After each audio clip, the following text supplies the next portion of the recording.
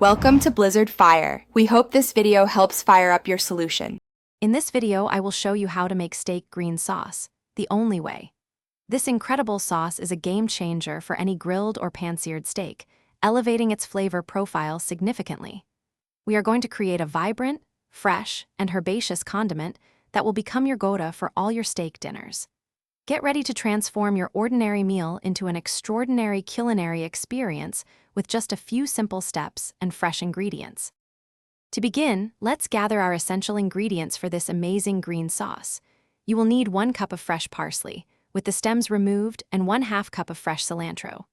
These 2 herbs form the backbone of our sauce. Also, prepare 2 cloves of garlic, finely minced, and 1/4 cup of high-quality, extra virgin olive oil. Don't forget 2 tablespoons of red wine vinegar for that essential tang, and a pinch of red pepper flakes for a subtle warmth. Now, let's craft this incredible sauce. Place your fresh parsley, cilantro, minced garlic, and red pepper flakes into a food processor. Pulse the ingredients until they are finely chopped, but not yet a paste. With the processor running, slowly drizzle in the 1/4 cup of extra virgin olive oil.